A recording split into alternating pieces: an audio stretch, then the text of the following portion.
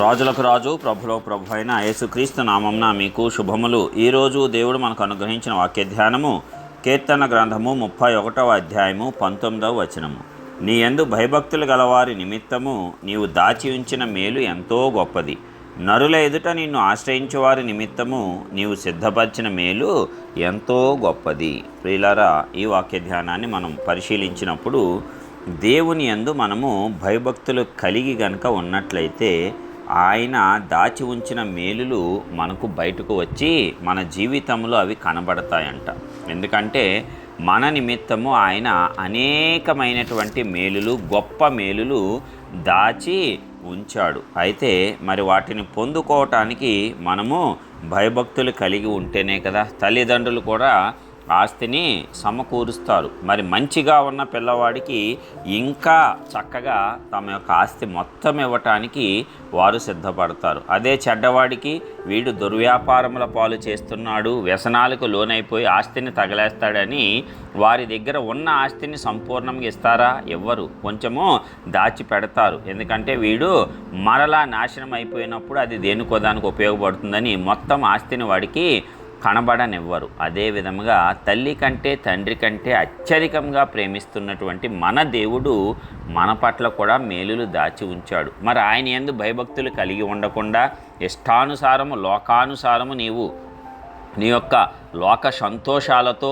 శరీరాశ, నేత్రాశ, జీవపు డంబములతో జీవిస్తూ నాకు దేవుని యొక్క గొప్ప మేలులు కావాలి అని ఆశిస్తే అది వ్యర్థమే కదా. మరి దేవుడు దేనిని పరిశీలిస్తాడు? హృదయ అంతరంగాలను పరిశోధించేవాడు. కాబట్టి నీ హృదయము దేవుని యందు భయభక్తులు కలిగి ఉంటే నీవు దేవుడిచ్చిన ఆశీర్వాదాన్ని లోకపరమైన దుర్వ్యాపారాల పాలు చేయకుండా ఉంటావని ఆయన నమ్మితే తప్పనిసరిగా ఆయన దాచి ఉంచిన మేలులు సమస్తము కూడా నీకు అనుగ్రహిస్తాడు. లేకపోతే ఆయన మేలు చేసినప్పుడు నీవు గర్వించి లోక ప్రకారము ఆ యొక్క మేలును దుర్వినియోగపరిచేటువంటి అవకాశం అధికంగా ఉన్నది. కాబట్టే దేవుడు అనంత జ్ఞాని, ఎవరి హృదయం ఎలాంటిదో ఆయన చూస్తున్నాడు. కాబట్టి ఆయన ఆ రీతిగా నరులకు తన కృపను అనుగ్రహించడం అనేది మనం చూడవచ్చు. అలాగని మొత్తం మేలు చేయకుండా లేడు కదా.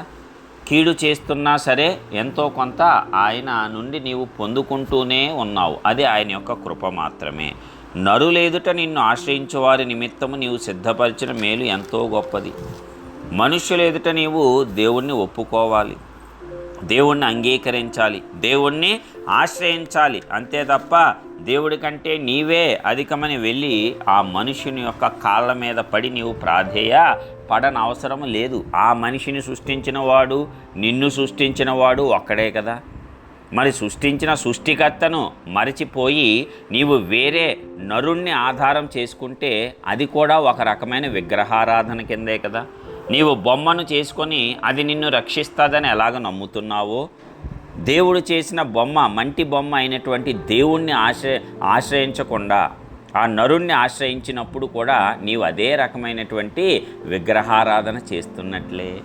నరుణ్ణి నీవు అధికంగా ఆరాధిస్తే, నరుడి మీద అధికంగా ఆధారపడుతూ ప్రతి సహాయానికి మనుష్యులనే నీవు ఆధారపడుతూ ఉంటే అది విగ్రహారాధన కిందే వస్తుంది. దేవుడు దానిని మరి బహు తీవ్రంగా ఎంచుతాడు. అందుకే మొదట నీకు ఏ కష్టము, శ్రమ వచ్చిందా దేవుని యొద్దకే రా. అన్ని ప్రయత్నాలు మానవుల యొద్ద చేసేసి ఇక ఎవ్వడు నీకు సహాయం చేయకుండా నిన్ను చీపో అన్నప్పుడు ఇక దేవుడే దిక్కు అని వస్తే నీవు దేవుడికి ఏ ప్రాముఖ్యత ఇచ్చినట్లు? అందరికంటే ఆఖరి ప్రాముఖ్యత ఇచ్చినట్లా?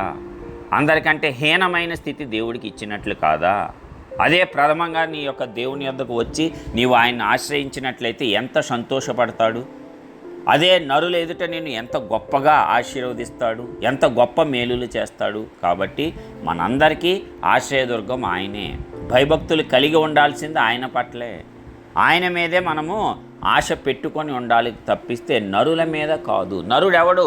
ఆయన చేత సృజింపబడినవాడే కదా, నీలాగా నాలాగా సృజింపబడినవాడే కదా. మరి అలాంటి వాడిని నీవు పూజిస్తే, సృష్టికర్తను మర్చిపోయి అలాంటి నరుని మీద నీవు ఆధారపడితే అది విగ్రహారాధన కాదా? దేవుడు అదే ప్రశ్నిస్తాడు. కాబట్టి నరుల మీద కాదు, అలాగని నరుల ద్వారా సహాయం చేస్తాడు, అయితే దేవుడు ప్రేరేపించి సహాయం చేపిస్తాడు.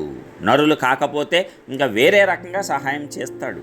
ఏలియాకు మొదట నరుల ఆహారం పెట్టారా, కాకుల ఆహారం పెట్టాయా? మరి కరువులో అందరికీ కరువు వచ్చిందా లేదా? మరి దేవుడు కాకుల చేత ఆహారాన్ని పంపించాడు. కాబట్టి ఆయన శక్తిని మనము ఆధారం చేసుకొని ఈ లోకంలో జీవించాలి తప్పిస్తే వాడి దగ్గర అంత డబ్బు ఉంది, వాడి దగ్గర అంత ఆహారం ఉంది, నాకు కొంచెం సహాయం చేస్తాడని వెళ్ళి వాడి కాళ్ళ వేళ్ళ పడనవసరం లేదు.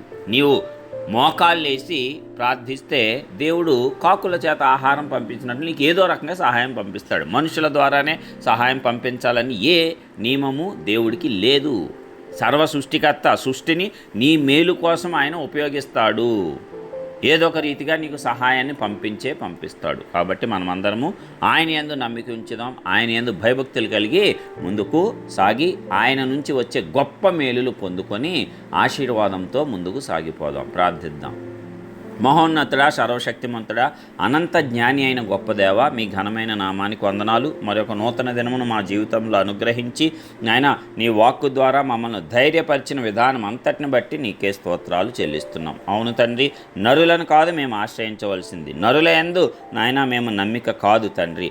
నీ యందు భయభక్తులు కలిగి నీ యందు మరి నమ్మిక ఉంచి నిన్ను ఆశ్రయించినప్పుడు నీవు అనేకమైన గొప్ప మేళ్లతో మమ్మల్ని తృప్తిపరిచి నాయన మమ్మల్ని హెచ్చిస్తావు.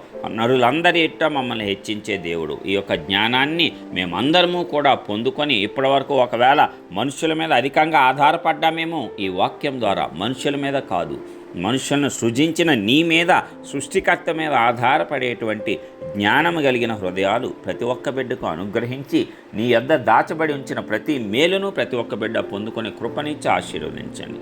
యేసుక్రీస్తు పరిశుద్ధ నామమున ప్రార్థించి పొందుచున్నాం పరలోకపు తండ్రి. ఆమేన్.